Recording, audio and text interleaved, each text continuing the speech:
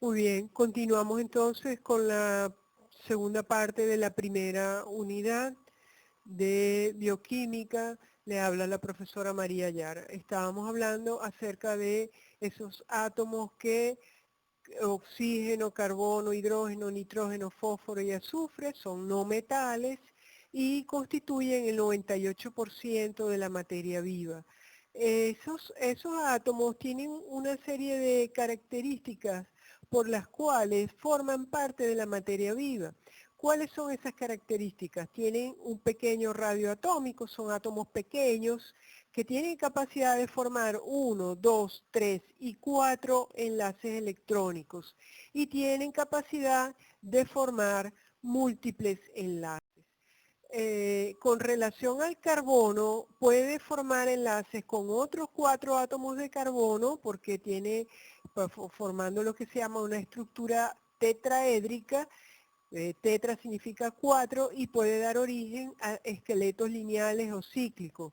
Pero también el carbono puede formar enlaces con hidrógeno, oxígeno y nitrógeno y entonces va formando distintos grupos funcionales que confieren distintas propiedades a las biomoléculas.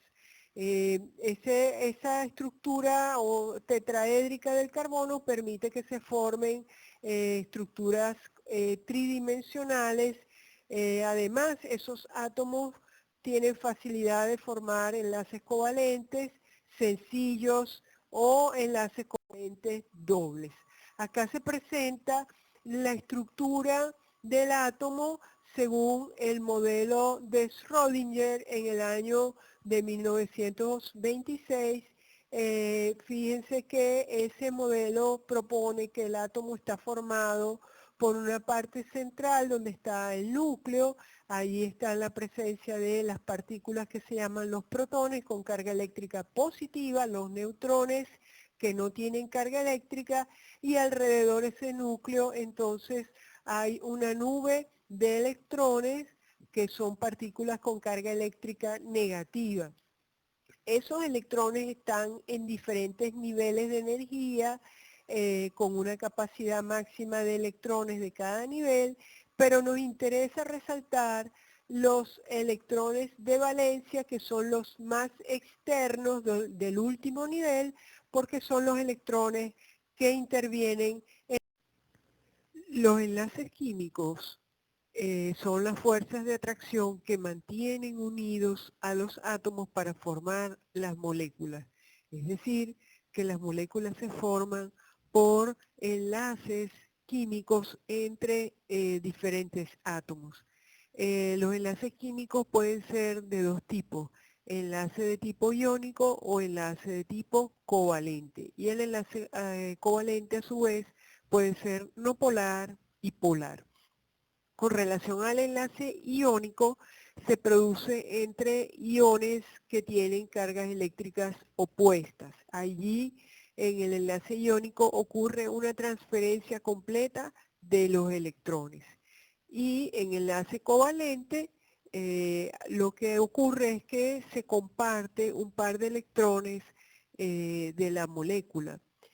Ese enlace covalente puede ser de dos tipos, enlace covalente no polar, en el cual los pares de electrones se comparten de una manera equitativa, y el enlace covalente polar, en el cual los electrones se comparten de una manera desigual.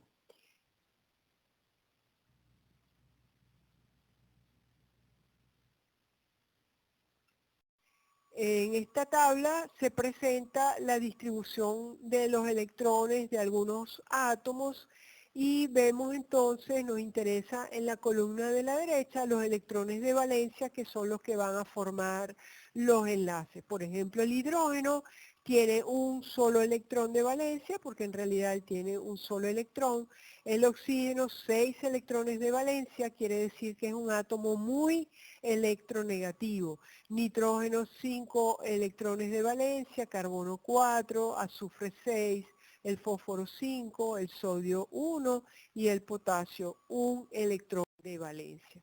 Entonces acá vemos un enlace iónico, el sodio el cloruro de sodio está formado por un átomo de cloro y un átomo de sodio. El sodio tiene un electrón solamente de valencia, mientras que el cloro tiene 7. Entonces, acá, cuando se va a formar esa molécula de cloruro de sodio, les tengo que mencionar que para que haya estabilidad en un enlace químico se tiene que cumplir lo que se llama la regla del octeto. La regla del octeto dice que para que haya estabilidad tiene que haber 8 electrones de valencia. Entonces, el cloro tiene 7, el sodio tiene 1. ¿Qué sucede allí? El sodio cede su electrón completamente al cloro. El sodio queda con una carga eléctrica positiva y el cloro, que tiene 7 electrones de valencia, se le suma 1 y tiene entonces los 8 electrones, se cumple la regla del octeto. Aquí tenemos el cloruro de calcio, 2 electrones de valencia que están representados con esos punticos rojos. El cloro tiene 7 electrones de valencia, necesita 1, pero entonces son 2 cloros. Entonces, ¿qué sucede? El calcio le da un electrón de valencia al cloro, a un cloro, y otro al otro cloro. El calcio queda con 2 cargas eléctricas positivas porque se desprendió de 2 electrones y el cloro queda con sus 8 electrones completos. Estos son enlaces iónicos. Los metales que están allí tienden a perder sus electrones de valencia. Aquí les presentamos entonces lo que sería enlaces covalentes, no polar y polar. Tenemos los dos ejemplos. En el ejemplo del no polar tenemos 2 átomos de cloro. Esos enlaces no polares, donde los electrones comparten la carga en una manera equitativa, sucede porque son 2 átomos que tienen, digamos, la misma fuerza. Aquí tenemos 2 átomos de cloro, que los dos tienen 7 electrones, a cada uno le hace falta 1. Entonces, ¿qué hacen? Comparten un par de electrones. Esos electrones no están en tendiendo hacia ninguno de los 2 átomos, porque los 2 átomos tienen la misma fuerza, como si estuviesen 2 personas alando, cada una cuerda por un extremo. Como las 2 personas tienen la misma fuerza, digamos que allí ninguno de los 2 gana sobre el otro. Pero en el enlace covalente polar tenemos un átomo muy electronegativo, muy fuerte, como es el cloro, que tiene 7 electrones de valencia, frente al hidrógeno, que tiene 1 solo. Entonces, ellos comparten, ¿verdad? Ese par de electrones, pero digamos que los electrones están más en la nube electrónica del cloro porque él es más fuerte, como si una persona muy fuerte alara la cuerda a una persona muy débil, simplemente va a tener mucha más fuerza y todo va a ir hacia la persona más fuerte. ¿Y quién es quién es el átomo más débil aquí? El hidrógeno. El hidrógeno entonces va a quedar con una carga parcial positiva porque ese electrón que están compartiendo está más en la nube electrónica del cloro, que tiene entonces una carga parcial negativa. Otra cosa que quería mencionar, que en el caso del hidrógeno, que es un gas, allí no se cumple la regla del octeto, sino que el hidrógeno solamente necesita 2 electrones para alcanzar su estabilidad y el cloro, 7 más 1, 8, alcanza su estabilidad porque cumple la regla del octeto. Pero para el hidrógeno no son 8 electrones que necesita, sino solamente 2. En esta lámina se está observando la capacidad de carbono, hidrógeno, oxígeno y nitrógeno de formar enlaces covalentes. Entonces tenemos en un primer ejemplo el nitrógeno unido a 3 átomos de hidrógeno que me forman un grupo funcional que vamos a ver más adelante, que es NH3, que es el grupo amino. Después estamos viendo el carbono unido a 4 átomos de hidrógeno por enlaces covalentes sencillos. Luego tenemos dos átomos de hidrógeno formando un enlace covalente sencillo. Luego tenemos acá representado en el último ejemplo una molécula de agua.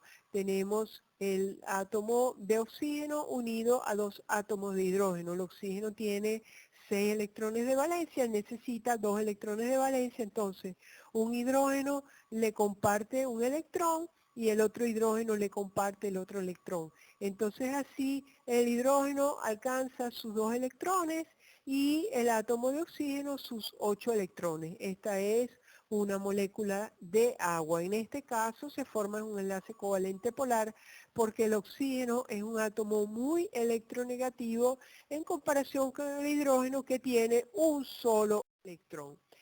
Seguimos viendo la versatilidad del átomo de carbono.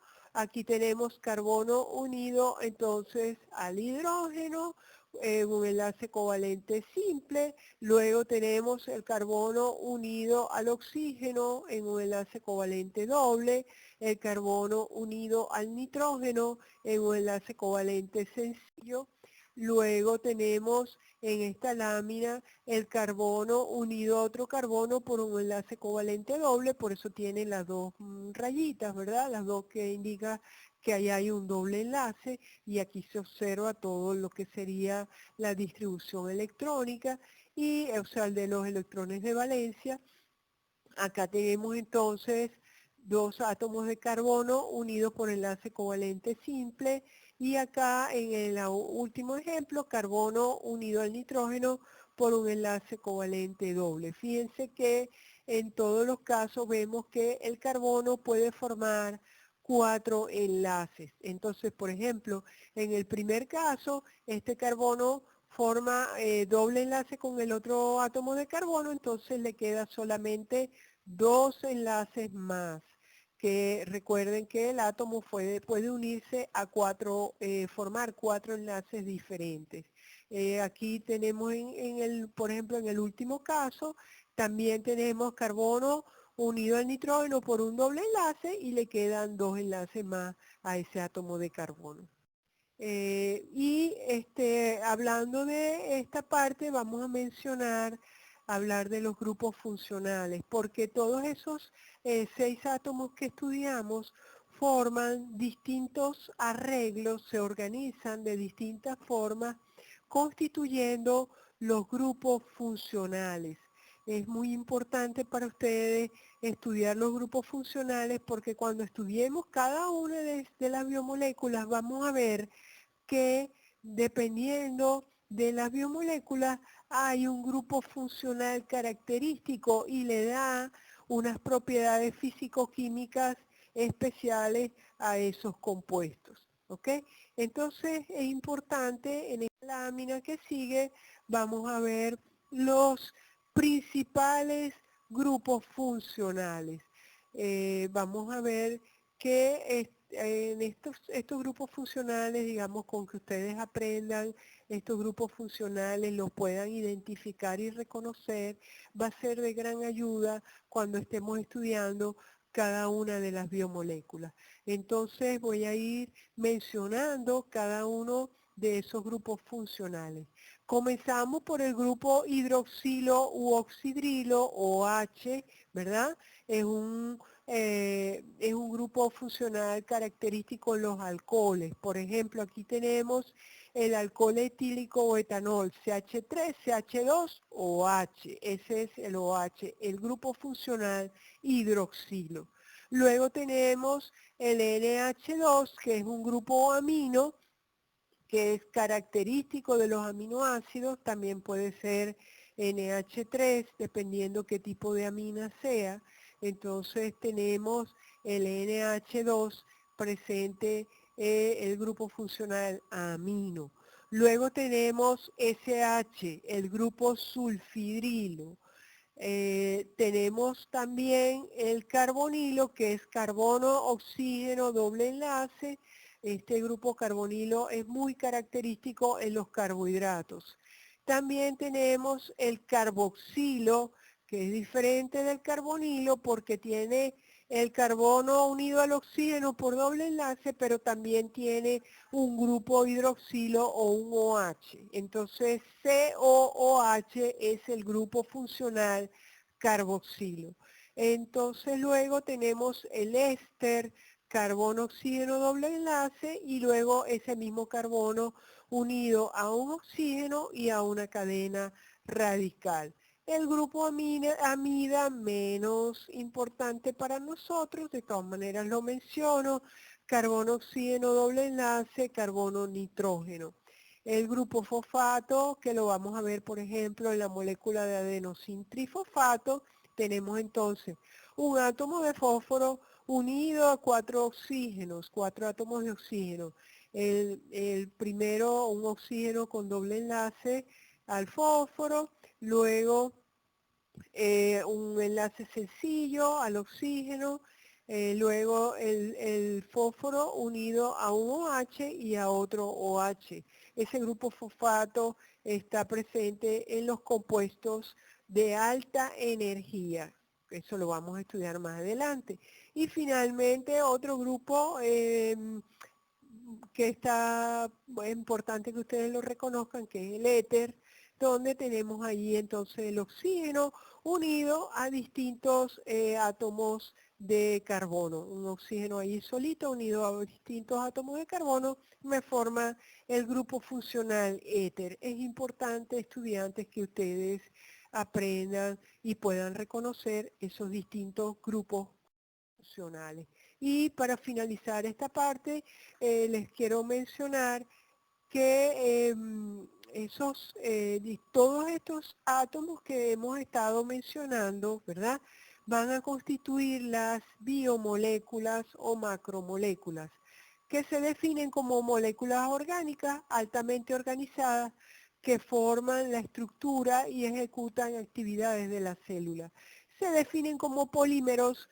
Poli significa muchas unidades monoméricas que se repiten o se unen entre sí formando esos polímeros que son las biomoléculas. Las biomoléculas son polímeros.